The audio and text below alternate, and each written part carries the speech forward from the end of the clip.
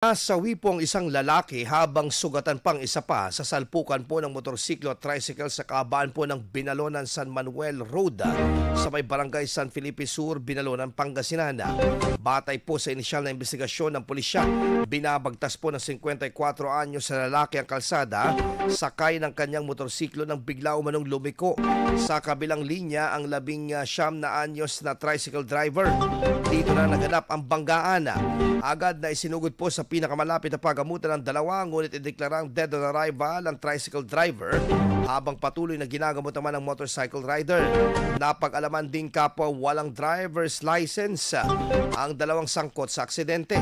Parehong wasak ang kanilang mga sasakyan na ngayon ay nasa kustudiyan ng pulisya para sa karagdagang investigasyon.